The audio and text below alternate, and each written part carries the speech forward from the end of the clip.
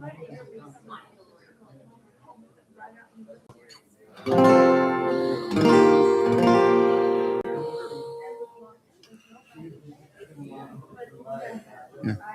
Do what?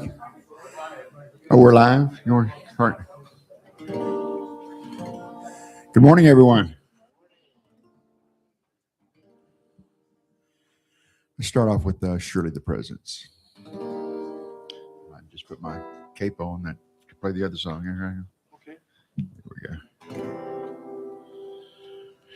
In the midst of God's children, the Lord said He would be.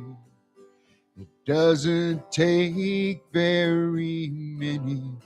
It can be just 2 or 3, and I feel the same sweet spirit that I felt of times before.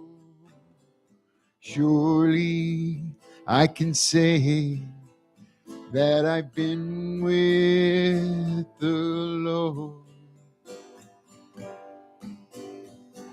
Surely the presence of the Lord is in this place. I can feel God's mighty power and God's grace. I can hear the brush of angels' wings. I see glory on each face. Surely the presence of the Lord is in this place. Surely the presence of the Lord is in this place. I can feel God's mighty power and God's grace. I can hear the brush of angels' wings. I see glory on each face. Surely the presence of the Lord is in this place.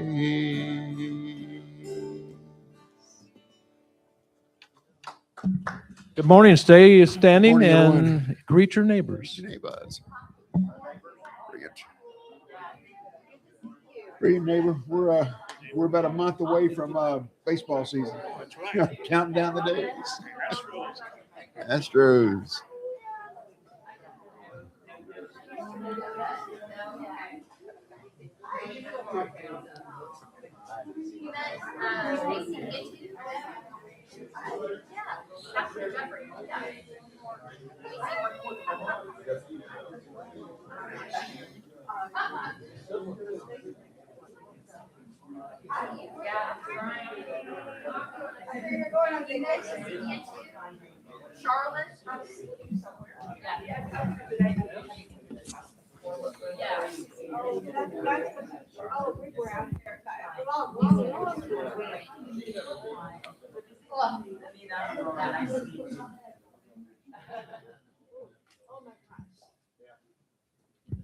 All right. Everybody take their seats, please. Good morning.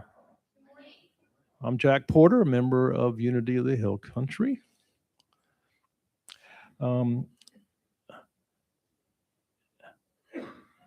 We welcome you to Unity of the Hill Country, where we offer a positive path to spiritual living.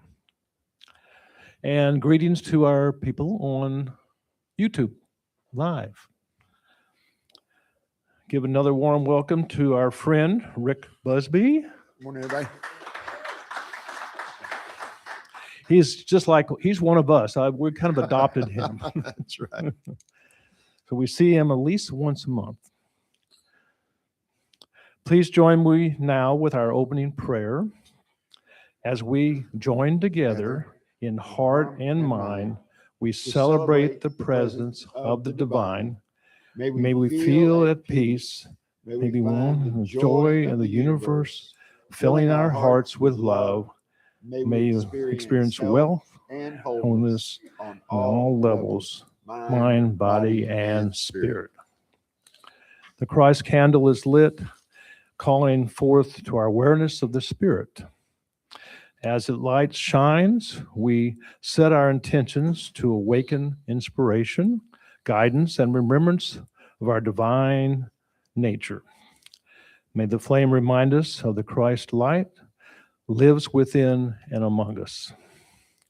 Please join in affirming our mission statement to live consciously, celebrating the divine potential in all, as well as our statement of faith.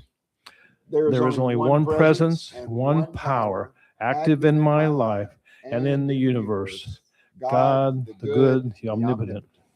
And our vision statement, revealing oneness in a world of universal peace, love, and abundance. Affirmation and prayer is essential in the unity movement. You don't have to carry your burden alone. Whatever you need, healing, guidance, peace of mind, or gratitude, we're here to pray with you. All written prayer requests are sent to 24/7 prayer vigil in the Unity Village. You can call the number on the screen, and anytime during the day or night, and someone will pray with you. Or you can confidentially submit prayers online at unity.org. You're never alone in prayer. Now we turn our attention to our sacred prayer chest. Each name and request placed within is held in light of divine love and infinite wisdom. We affirm that perfect healing, guidance, peace, and joy are already at work in each life. As we release these prayers into the care of the Spirit, trusting all in divine order. The daily word today is Karen. She's going to bring that to us today. Karen is the daily word. The Karen Daily Word. Thank you. Good morning, everybody. Great to see all your faces. Okay. Let's see. Where is the daily word? Shall I read it from the screen? Okay. And today is the first Sunday of Lent. So a very, very special day. And today's theme is release. Let's stay at our affirmation together. I release old beliefs as I grow and evolve. So many things shaped my beliefs over the years, my upbringing, family history, education, friendships, and spiritual life, just to name a few. As I got through life, I will have new experiences and meet all kinds of people. I may find old beliefs that once fit me no longer. Growing and deepening in spiritual understanding may mean releasing ways of thinking that no longer serve me, but I can do that and still honor the person I was, my background, and my history. Releasing makes room in my mind and opens my heart for the person I am becoming. Releasing my old beliefs readies me for a future of growth and evolution. Scripture is, now look, I have just released you today from the fetters on your hands. See, the whole land is before you. Go wherever you think it good and right to go. Jeremiah 44. How beautiful. I love that. Let's do the affirmation again on release. I release old beliefs as I grow and evolve. I love that. Brad asked me to just give a couple announcements. Sorry, Jack. One, I hate to say you missed it, but you missed it. We had an amazing Qigong and crystal bowl sound bath experience here yesterday at 10 a.m. Linda Bertle, our very talented sound practitioner, did the bowls, while Qigong instructor Nanette Newburn, who teaches over at the Center for Fitness, did the fundamentals of Qigong with us. It was incredible. We'll be doing this again in May. Does that sound right, Linda? And so we'll do a better job at announcing that. I think you guys knew that Linda was going to do crystal bowls yesterday, but an amazing experience of harmony and flow that you can tap into every day. Very soothing.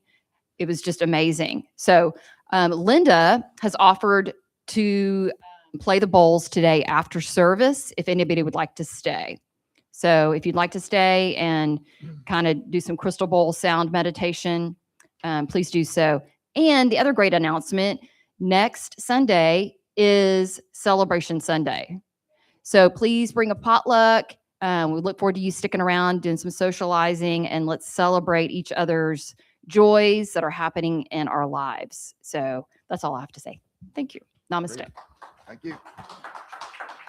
Thank you, Karen.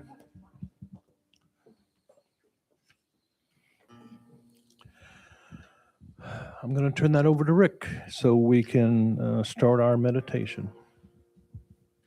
Actually, we're gonna reserve the meditation for after the talk.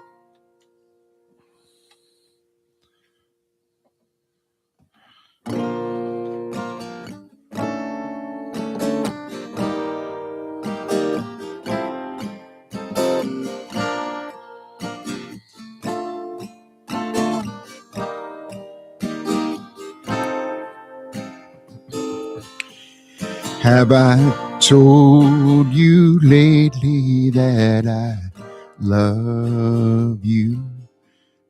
Have I told you there's no one else above you? You fill my heart with gladness, take away all of my sadness. Ease my troubles, that's what you do. For the morning sun and all its glory greets the day with hope and comfort too. You fill my life with laughter, and somehow you make it better. Ease my troubles, that's what you do.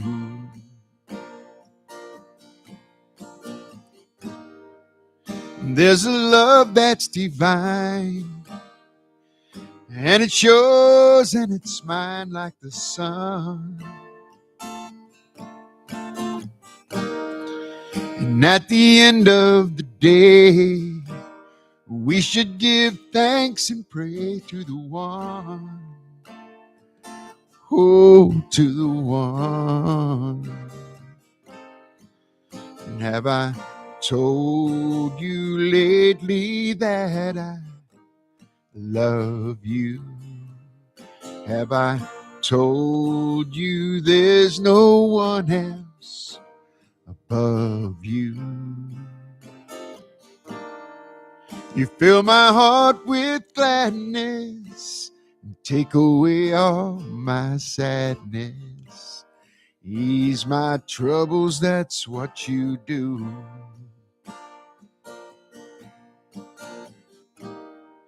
There's a love that's divine, and it's yours and it's mine like the sun. And at the end of the day, we should give thanks and pray to the one, oh, to the one. And have I told you lately that I love you? And have I told you there's no one else above you?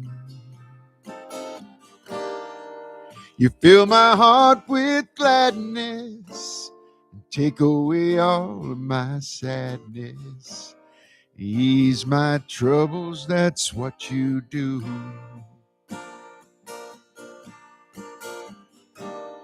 Take away all of my sadness and Fill my life with gladness.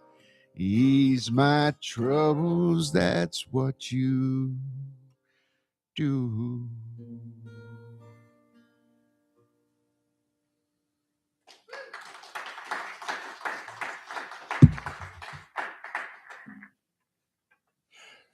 There we go. So I didn't break my neck. Good morning, everyone. Good morning. Happy first Sunday of Lent, right? Oh, yeah, I should do that, huh? You can probably hear me, but they won't be able to hear me. We're good? There we are. Excellent, excellent. So how is everybody? Y'all have y'all did know that Lent started this week, right? We know Ash Wednesday just a few days ago. We are going to be talking about Lent in a certain way today, just kind of as a framework for what we're doing.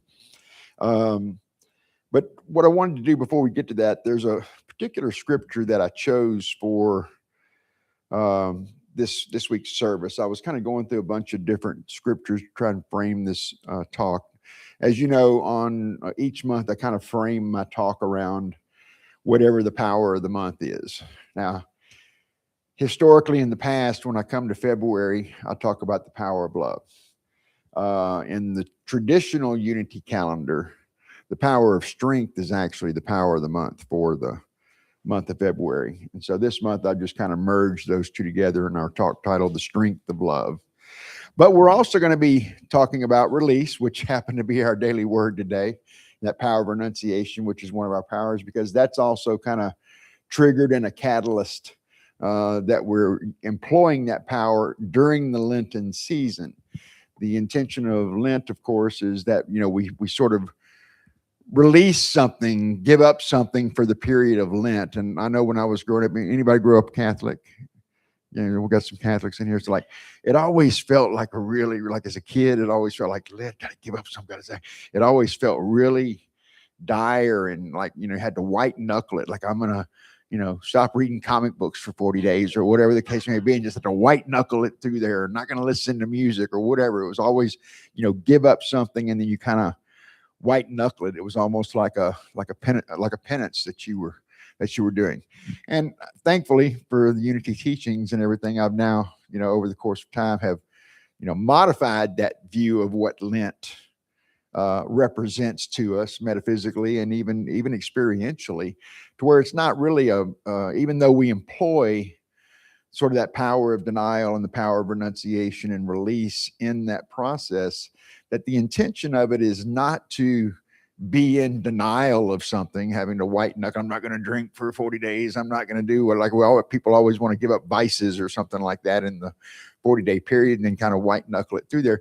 That it's not a thing of denial, so to speak, as much as it is setting an intention that during that 40 days from Ash Wednesday until Easter, that mirrors sort of the 40 days in the desert, as one case may be, the 40 years, you know, in exile and wandering of the Jewish people after they left. That number 40 is a powerful metaphysical number. There are several references throughout the scriptures and everything where 40 is one of these sort of master numbers. So when we set an intention to change a habit, let's say, right? Like I want to, well, like oftentimes we frame it in a denial. I think denials are kind of a slippery slope sometimes. Like, I'm going to stop doing this. It feels like a denial, you know.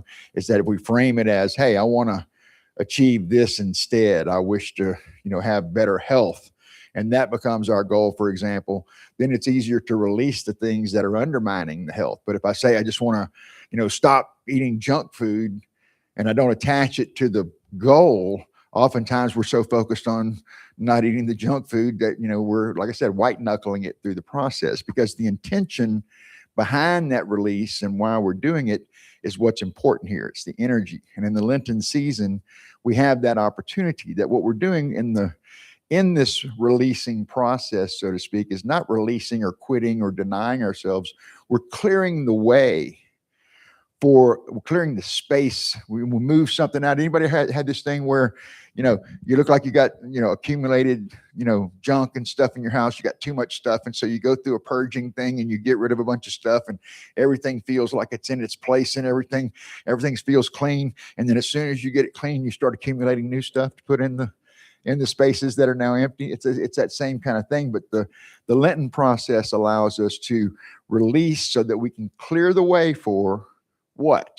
What are we waiting on in the Lenten season? At the end of the 40 days, we have Easter, which metaphysically and symbolically represents the risen Christ, right? I was talking with Karen earlier before service today. In April, we're probably going to try and do a workshop here after my April talk, and we're going to do it based on A Course in Miracles. And so I often, think about A Course in Miracles kind of helped me in so many ways. We're not going to go down that rabbit hole today, so to speak, but it reframed the idea. One of the ideas that it reframed for me is that the second coming, the second coming, so to speak, that we're waiting on, Jesus is going to come back. The second coming is always coming.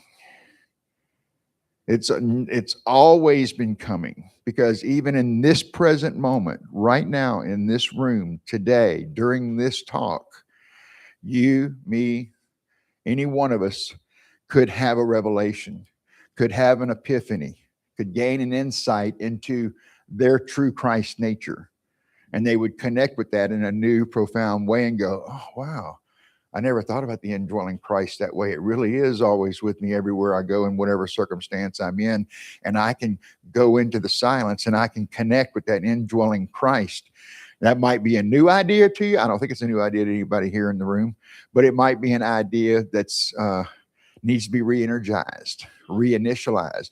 We need to be reminded of that. And that's what these seasonal celebrations that we do, seasonal, observations that we do. We're observing this 40 days of Lent in anticipation of Easter, that symbolic risen Christ on Easter Sunday, and that 40-day period of where we're releasing or purifying or, clearing out the space so that the indwelling Christ can emerge.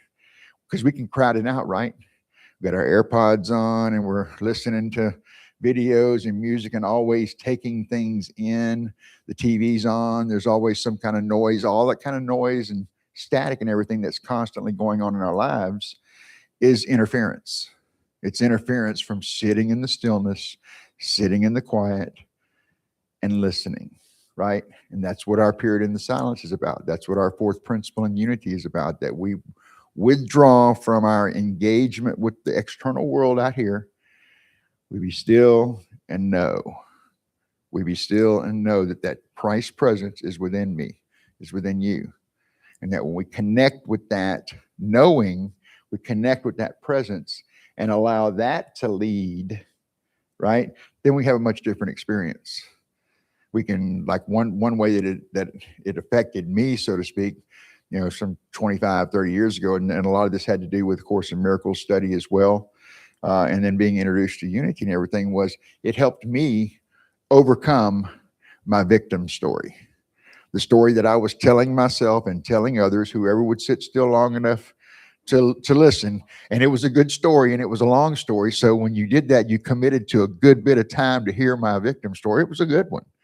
And, it was like I was the most acute victim ever, to live. And when you're in that victim consciousness, but that victim consciousness only represents an inner sense of powerlessness that I believed about myself at the time, and probably had believed largely most of my life up until that point in time in the crisis.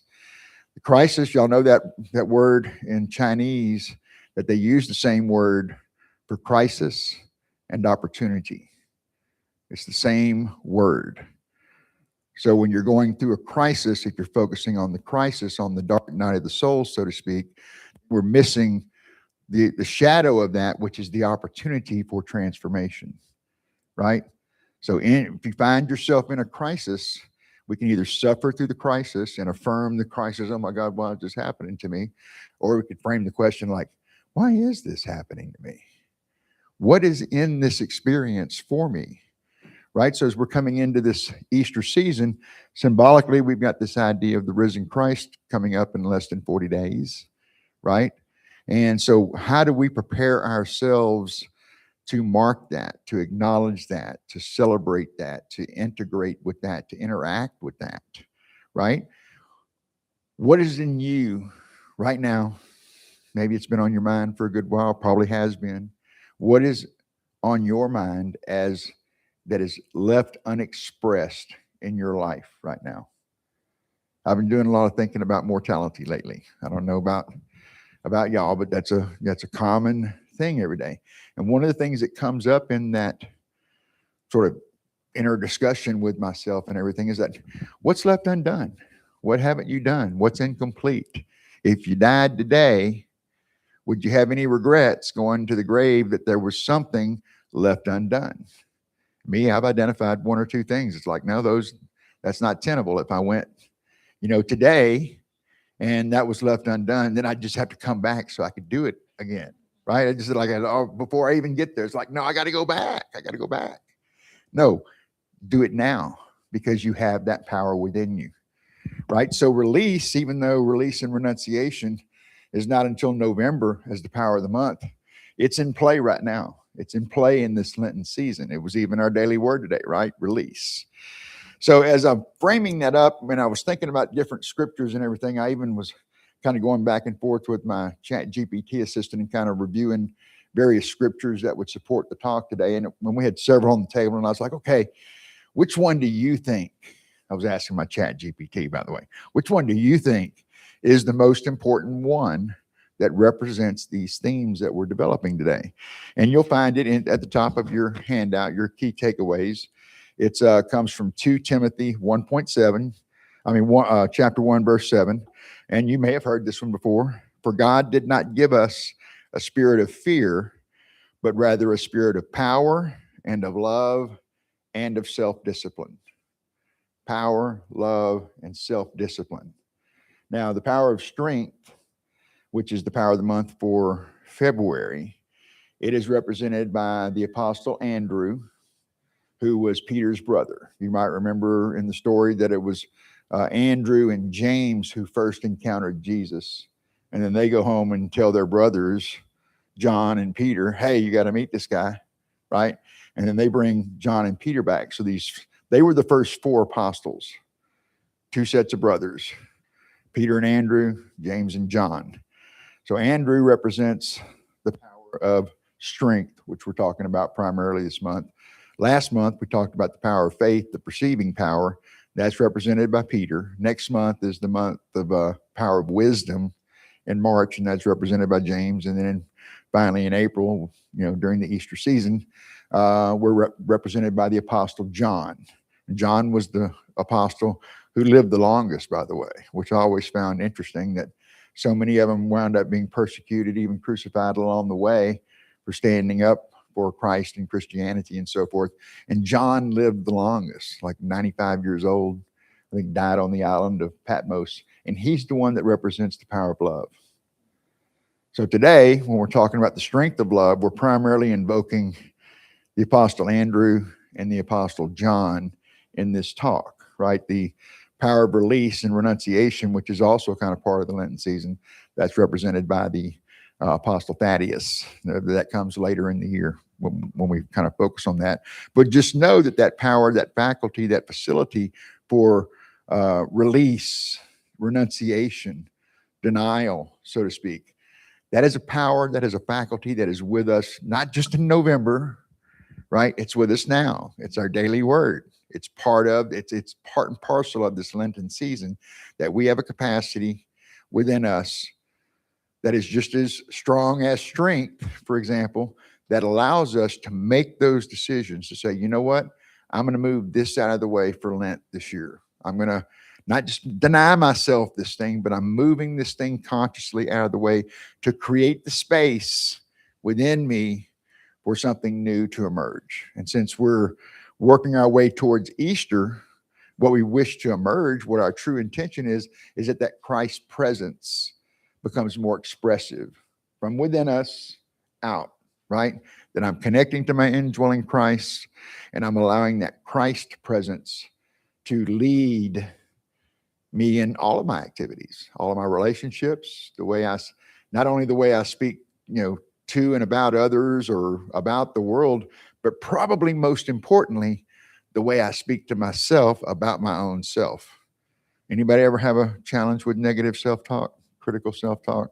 I have an inner perfectionist that will not let me rest. It doesn't matter what I do, how diligently I do it and everything. Whenever I release it, that inner critic is going, yeah, but it wasn't perfect. It wasn't perfect. It's like, oh, don't tell me that. I thought it was perfect when I released it. It's always chipping away at my confidence. No matter what I do, no matter how hard I serve, no matter how good a boy I am, or whatever the case may be, that inner critic is always there. Anybody have that? Y'all remember the cartoons with the angel and the devil on the shoulder kind of thing? That's what that represents, right? That's symbolically what that represents. There's those two voices competing for our attention, competing for our engagement. Only one of them is real.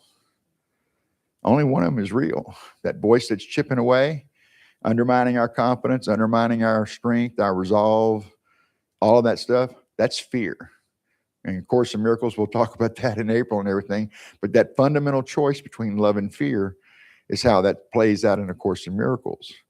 If I'm feeling like I'm not worthy, if I'm feeling like I don't have the ability, the stamina, the strength, the money, the resources, the contacts, whatever it is I'm lacking that's preventing me from doing what I most deeply desire to do, that's fear.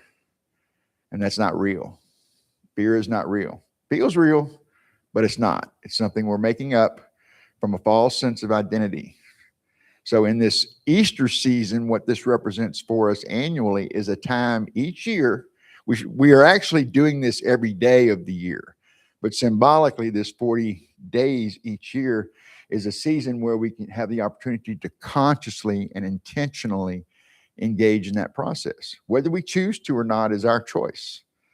But this is what this represents, this Lenten season. It gives us a chance to say, hey, help me remove the log from my own eye so that I can see more clearly to remove the splinter from Karen's eye, right? It's like, correct my vision first. Correct my vision. That's part of what A Course in Miracles is about as well, is correcting the way that we see things, right? So renunciation allows us to release. Strength provides that discipline that this the verse from Timothy, we have rather a spirit of power and of love and of self-discipline. Has anybody ever felt like they lack self-discipline? Good, I'm at the right meeting. Yeah. You know what I mean? It's like we think we don't have it. We think it's hard, but it's hardwired into our souls. It's hardwired into our being. We have a spirit of self-discipline. We can go the distance. I call the power of strength our persevering power. It's that capacity that allows us to endure through challenges, overcome. It doesn't really matter what you're doing. Right now, I'm spending a whole bunch of time. I updated my computer, updated my recording software, bought a new keyboard, getting all of this integrated in because I've had this big period of creativity back at the end of last year. And now I'm taking it into the studio and doing the things. So I'm going through an awful lot of technical orientation as from being my own engineer. Usually I'm working in professional studios and there's other people doing the engineering thing. And now I've wanted to take on I understand the engineering. I just don't have the practical experience of doing it myself. So I've taken that on. So that's opened up a new sort of educational track for me to be on. Fortunately, I have lots of great resources and everything to guide me through that and everything. But if I can become reasonably competent in the engineering skills, then I will feel more holistic as an artist. Then I will feel empowered because then I don't necessarily need, not that I wouldn't employ or connect with, but I won't need an engineer to help me achieve what I want to achieve. So that's a growth lane for me this year, right? Is to get that technical experience, which I understand intellectually, but not hands-on. So I'm doing it for myself now. That completes sort of my integration as an artist and empowers me to do things myself. So what in your own life, like, do you feel like you're deficient in? Like, I can't do this because I don't have that. I can't do this because I don't know enough and I don't know who to talk to get the expert guidance and everything. If there's something that you truly want to do that's your heart's desire, and it maybe has been for a long time, but you still haven't expressed it, It's because there's a false belief rolling around that you don't have what you need in order to achieve this. I'm not ever going to the moon in this lifetime, right? So that's not a feasible goal for me to go start training to be an astronaut at the age of 67, going on 68. I wouldn't pass the physical, number one. So there are some things that are truly kind of out of bounds, but from a point of creativity, like what is out of bounds? We're creative machines, right? We're creative beings. If God's the ultimate creator and we're created in the image and likeness of God, then we're created as creators. We have creative power. The power of strength allows us to manifest that, the power of love, the power of renunciation, the power of faith, the power of imagination, the power of power, the power of order, the power of will. We're going to name check them all here. Let's just keep going. I'll just name check them all. We have these creative faculties. How well are we employing them? How often when we're in a problem solution kind of environment, do we remind ourselves, oh, wow, yeah, I do have a power of strength. That's a faculty within me. I can do this. I can persevere through this. I do have the self-discipline to do this. I have a powerful imagination. You have a powerful imagination. What was the thing I was saying a while ago about something about, realizing, I think it was one of y'all's affirmations about realizing our divine potential. That word potential, our potential is unlimited. Think about that for just a moment. You and I have unlimited creative potential. Now, think about that for a second, that if you have unlimited creative potential, here's the little irony. You can never actually achieve your full potential because your full potential is unlimited. So you can never actually achieve your fullest potential because it's unlimited. So that always means that no matter what you create, you're always going to be falling short of perfection. By the way, the rational mind would try to gauge it, right? So if you have unlimited potential, you're always going to fall short of your potential. Own that, and then you truly become powerful. Because then you don't have to be perfect, right? By your standards or by somebody else's standards. Just do it with love. You have the strength to endure. You have the power of love that helps you harmonize all things. There's nothing that's ever come into manifestation that didn't get there through love. Even things that were ultimately bad for us or bad for the world, like say, take the nuclear bomb, for example, right? Oppenheimer and those people that were working on that thing, they truly thought they were doing a good thing. They truly loved the science. They were truly bringing all of their resources into it. The end product is potentially devastating for the entire planet, but in a certain sense, they loved what they did. They loved getting to the answers that could unlock those secrets. So there's nothing that's ever come into manifestation that didn't come there through love, whether it's good or bad for us, right? The power of love brings that into manifestation. And it's the same thing for us here. This Christ love that we're talking about, we're never going to express it perfectly. You're never going to express it perfectly.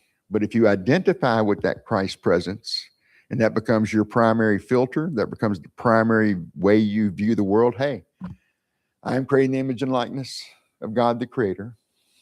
So was Jesus, by the way. And we're created as co-creators. We have the same divine attributes and potentials and powers and faculties.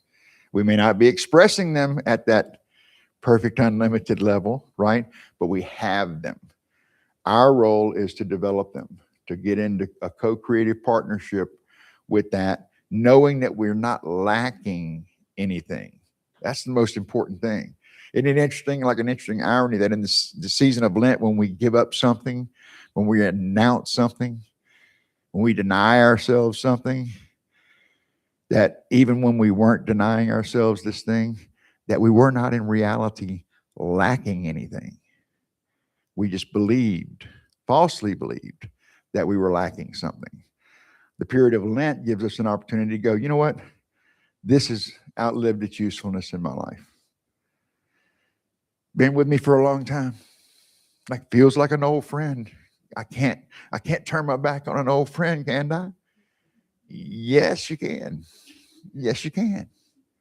Especially if that relationship has outlived its usefulness. If it's not contributing power to your life, if it's not moving your life forward, if it's not supporting your highest intentions, then it may be time to release it. That's what this Lenten season represents for us, is an opportunity individually and collectively to observe, over this 40-day period, that, we can move some things out of the way. If I'm still standing, if I'm still, vertical and, breathing and so forth, there is still work to do. I still have work to do. You still have work to do. Our work is not complete. When we start believing that our work is complete, our best days are behind us, it's my belief that that's when we begin dying. Y'all, there's a scripture from, I can't remember, it's from the Old Testament. I always forget the book that it's from, but it's always with me. I think about it almost every day. I should know the book it's from. Without vision, the people perish. Without vision, the people perish. If you don't have a vision that's pulling you forward, something to live for, so to speak, right? If you don't have a vision that pulls you forward, gives you a reason to get out of bed every day, you'll perish. When civilizations and cultures, when they lose that unifying vision and they become disparate, that's when civilizations fall, because they don't have a compelling unifying vision pulling them forward. Our power of faith from last month allows us to perceive that possibility, perceive that vision. We have to use our other powers in concert with that perception to bring it into manifestation. We are lacking nothing. So in the Lenten season, when we're moving something out of the way, it's not to deny ourselves something, to punish ourselves, to serve penance. It's to remove something so that something new and more powerful can move in. Because it's just like when you organize your house and get rid of all the stuff just so you can start bringing new stuff in. Has anybody ever done that? Never? Liar. But that's what this represents, right? And just like our spiritual quote says there, for God did not give us a spirit of fear, but rather a spirit of power and of love and of self-discipline. You're not lacking anything. What's your wildest thing? You don't have to answer that question to me. Maybe you'll, in the silence here in just a few minutes, you'll get a chance to visit with that for yourself as well. Like, what is left unexpressed in my life? If I knew for sure I had all the time, all the resources, and everything I needed to manifest what I wanted to manifest in this world, what would that be? What would it be? What's left unexpressed in your life? What's your wildest dream that you never followed up on? I got a list of them. What's left unexpressed in your life? Because if you're still alive, you're still vertical, you're still ambulatory and a reasoning person, right? There is still something left for you to experience. There is still something left for you to learn. There is still powerful capacities left for you to integrate into your spirit. What is that? I don't know what it is for you.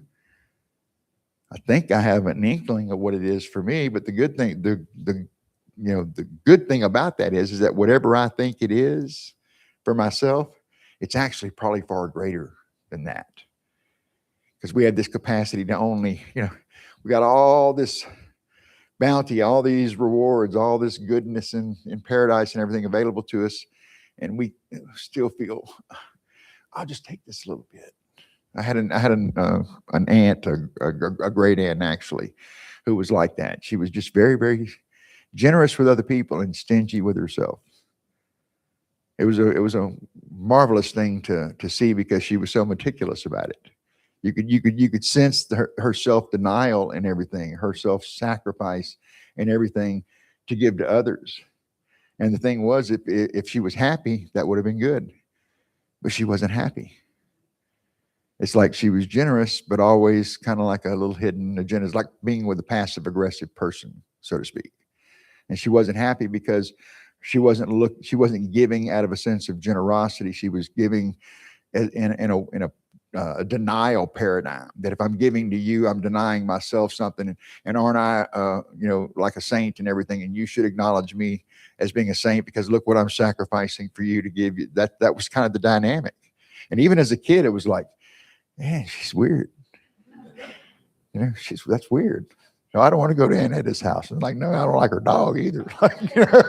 She had this little yappy chihuahua, and didn't like that chihuahua. But it's that kind of thing. Energetically, if you're coming from your authenticity, if you're coming from your Christ-like capacity, you're not going to be in fear. You're not going to be white-knuckling it, so to speak. You're going to be able to connect with yourself authentically, connect with others authentically, without that spirit of fear overhanging. And that, to me, is what this Lenten season represents. So just to kind of recap here, you can follow along here, these last few little points. We'll just go over them real quickly to bring this to a conclusion. It's on your handout. It's that Lent is not about loss. It is about renewal through intentional release. Through intentional release. Renunciation is creative spiritual power, clearing space for resurrection consciousness to rise. Before I can manifest the benefits of feeling resurrected, I have to first believe it in my mind. I can't experience resurrection benefits and everything if I don't first perceive it within myself, because I won't feel worthy of it. I'll still feel the sense of lack, the sense of disconnection. I have to connect with that indwelling Christ. I have to go, yeah, that is my nature, and I accept that. And once we hit that place of acceptance of that nature, then the manifestation and expression follows.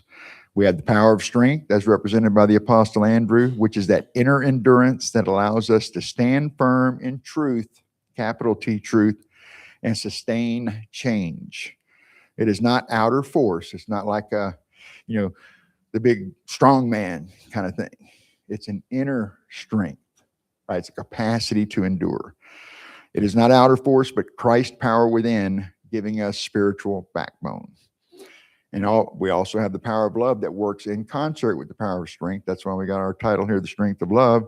That love is, and y'all have heard me say this many, many times, love is the harmonizing, unifying power of spirit. You bring love into it. Love casts out fear, restores wholeness, and fills the space that renunciation creates. What did I say? We move something out and create space for something else to come in, right? Something else to emerge in this case, because that power is actually already within us. And this is a good way to frame it up. Strength without love becomes harshness. Now think about that.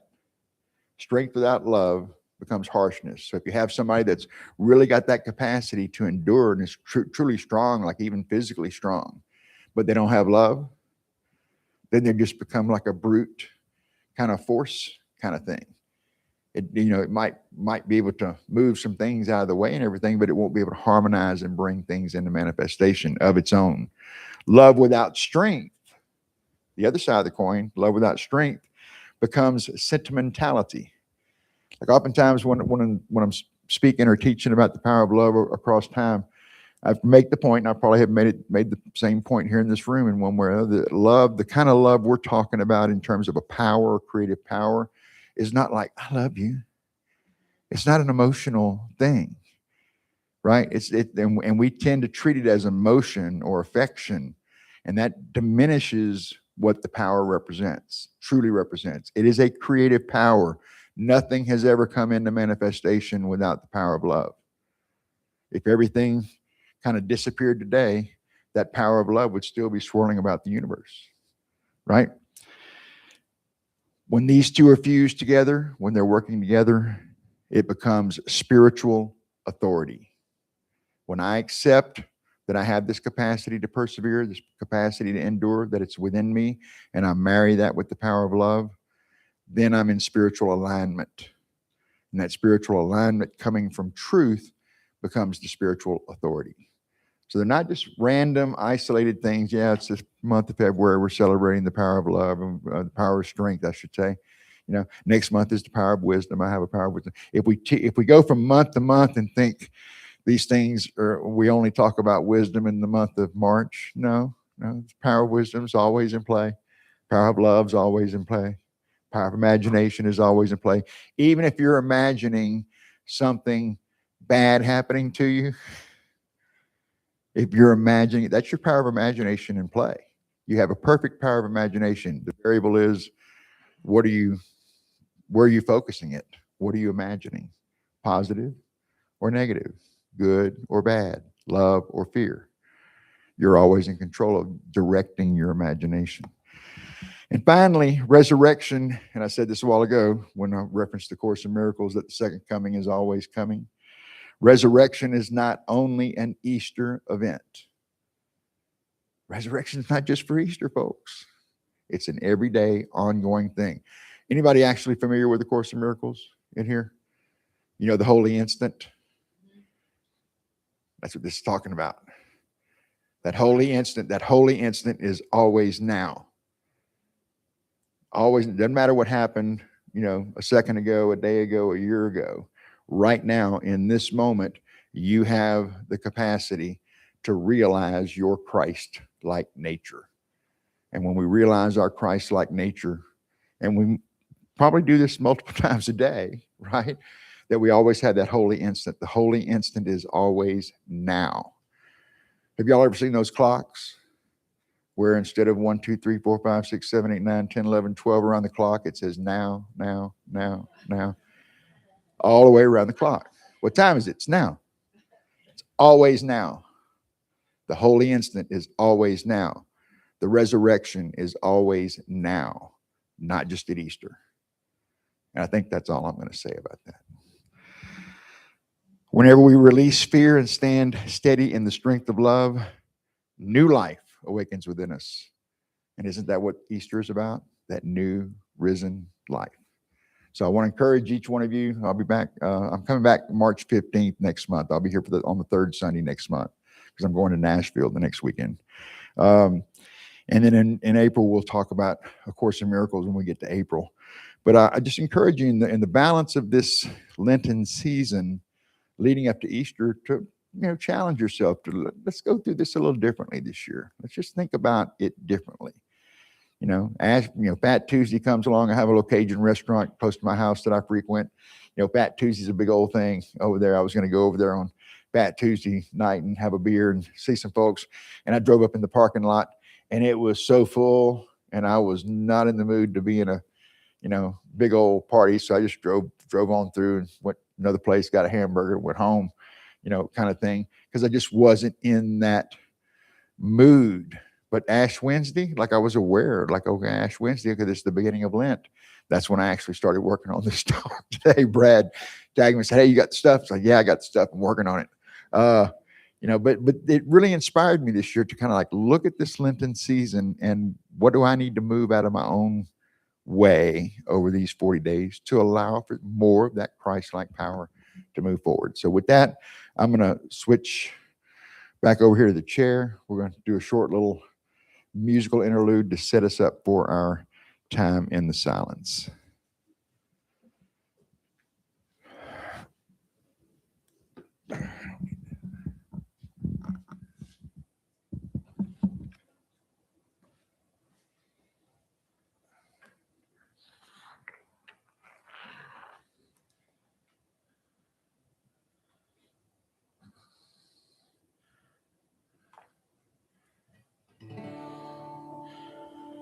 If you're comfortable, I encourage you to gently close your outer eyes. I'm going to play a little bit of this song and to set us up for our time in the silence, I will do a little prelude before we go into the silence.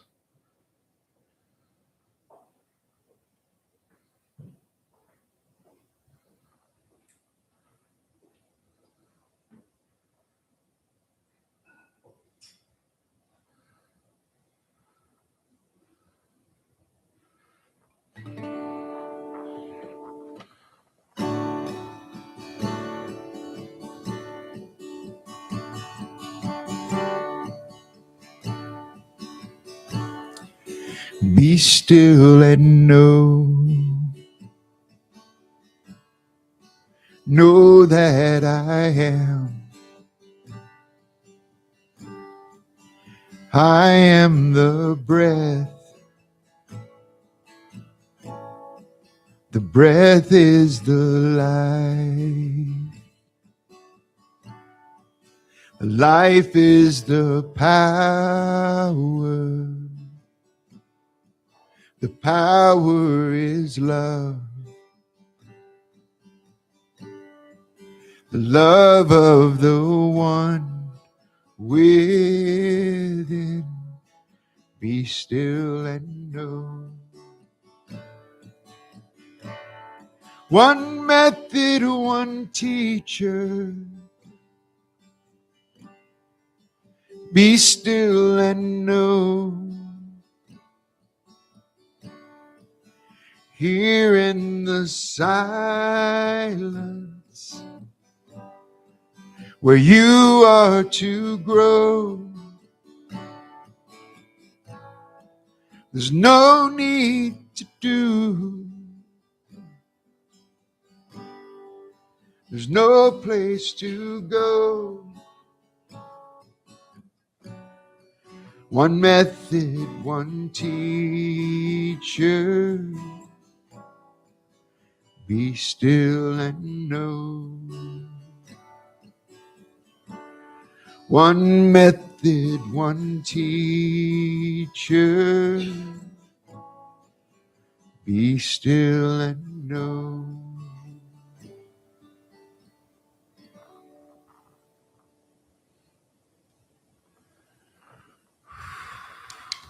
Now let's gently turn inward. If you feel comfortable and you haven't already done so, I encourage you to gently close your outer eyes and allow your body to fully settle into your chair. Feel your feet on the floor, your body being supported by the chair.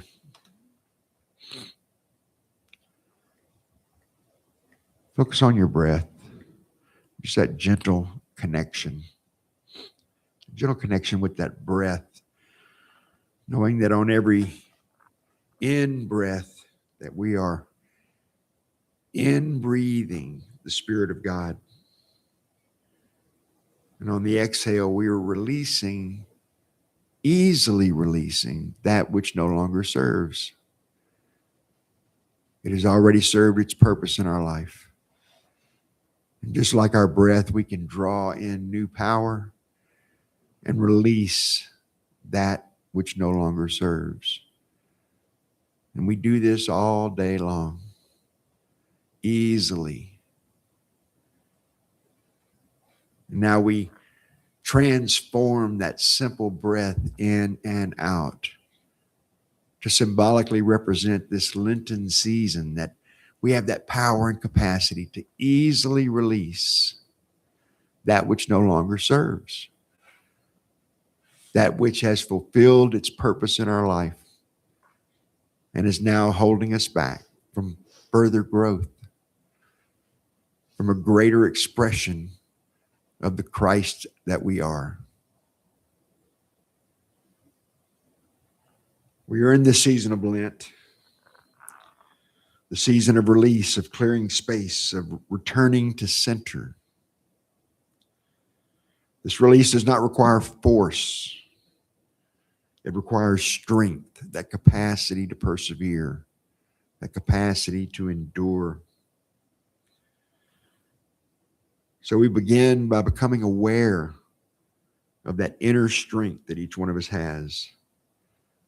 Not the strength of willpower, not of tension, but the quiet strength that holds each one of us upright. The strength that has carried each one of us through past difficulties. The strength that steadies us when life feels uncertain. I want you to silently say this to yourself. There is strength in me. I am upheld by divine power. Let's say that one more time. There is strength in me. I am upheld by divine power. Now I invite you to gently shift your awareness to your heart center. Take a moment to just sense that gentle warmth, that energy coming from the heart center. That capacity that we have for compassion and empathy for others. The capacity to forgive, to harmonize all things back into accord. This power of love is not fragile. In truth, love is the unifying spirit, that unifying power that brings us into alignment. Now I want you to silently affirm the following to yourself. There is love in me. I am an expression of divine love. Let's do that one more time. There is love in me. I am an expression of divine love. Now we bring that power of strength and that capacity for love together. We feel strength as our spiritual backbone. That power center of strength resides in our lower back, supportive. Love without strength can waver. It can break down under stress and separation. But together, these two powers create wholeness. And in this sacred moment, before we enter the silence, silently ask yourself, what am I ready to release? What fear, resentment, or burden no longer belongs to me? Do not stress yourself for an answer. Just simply allow your inner awareness to arise. And as we enter this time of silence, we take this time to rest in the strength of love and to gently release whatever spirit is inviting us to lay down in the silence.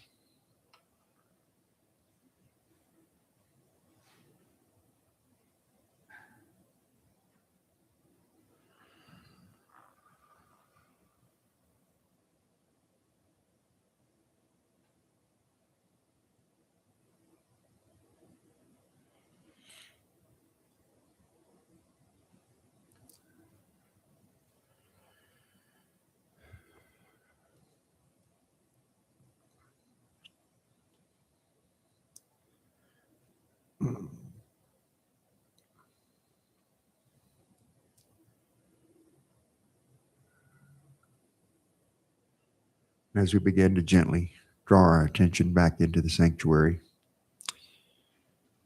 we do so in gratitude. And so we give thanks. We give thanks for that persevering capacity of strength that steadies us and the love that harmonizes and transforms us. We easily release fear. We release what no longer serves our highest good, what no longer serves our becoming the Christ. We trust the divine life rising within us. May the strength of love guide our thoughts, anchor our hearts, assist us in choosing only words of love, and also renew and transform our lives. We set this intention in this Lenten season, in this build up to the Easter season and the risen Christ. And we do so in gratitude. And so we say, thank you, thank you, thank you, living, loving Spirit. We pray all of this and more in the name and the nature of the indwelling Christ. And so it is, and so we allow it to be. Amen.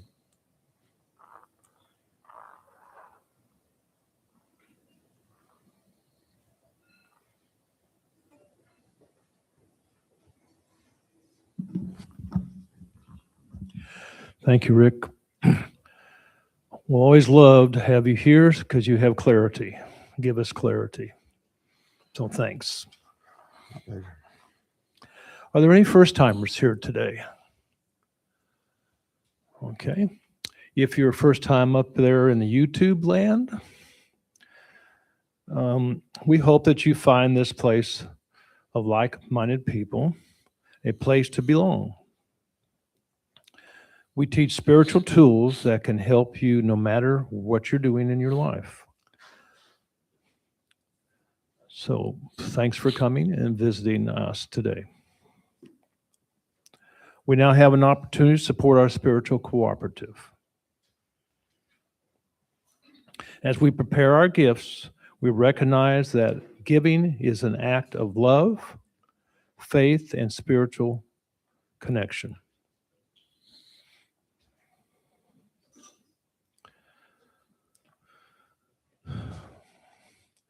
Please bless what we are giving now and join us in our affirmation of offering. Divine love, as me, blesses and multiplies all that I am, all that I give, and all that I receive. Send it forth with my blessings and my love.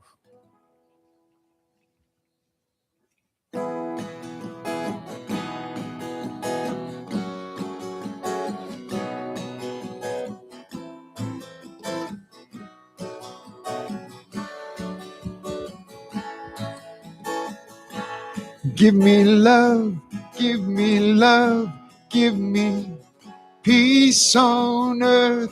Give me life, keep me free from birth. Give me hope, help me cope with this heavy load. Trying to touch and reach you with heart and soul.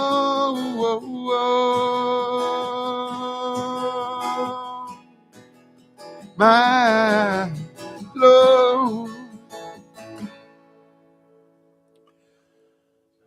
We open our hearts in gratitude as we release these donations. We send these gifts forward through our congregation into the world, blessing all that affects. Amen. Amen. Okay. And now it's time for announcements. I have this book right here. Lent has begun. So we have these books here available. They're out there in the lobby. If you haven't gotten one, please do. And if there's any left, if not left, I have one right here for you.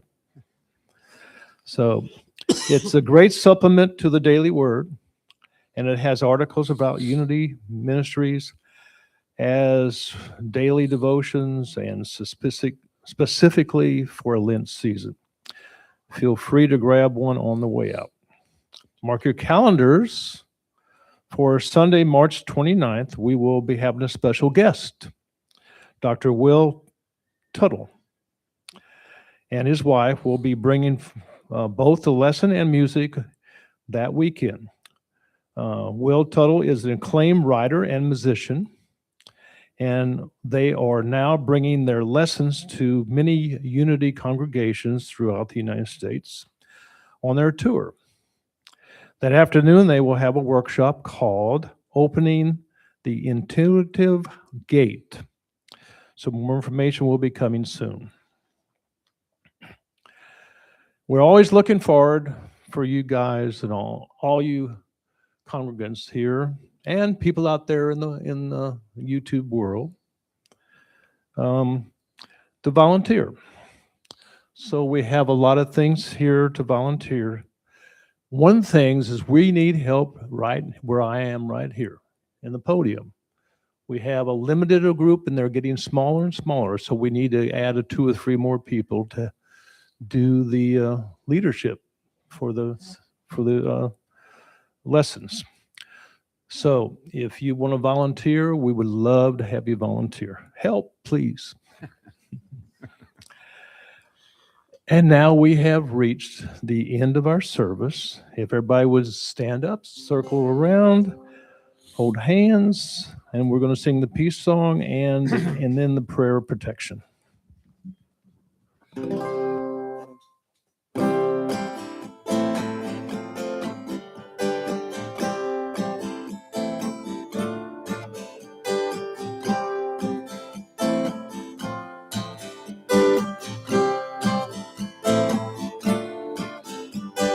Let there be peace on earth, and let it begin with me. Let there be peace on earth, the peace that was meant to be. With God as creator, family all are we. Let us walk with each other in perfect harmony. Let peace begin with me. Let this be the moment now. With every step I take, let this be my joyous vow. To take each moment and live each moment in peace eternally. Let there be peace on earth, and let it begin with me. The light of God surrounds us. The love of God enfolds us. The power of God protects us. The presence of God watches over us. Wherever we are, God is, and all is well. Bless y'all.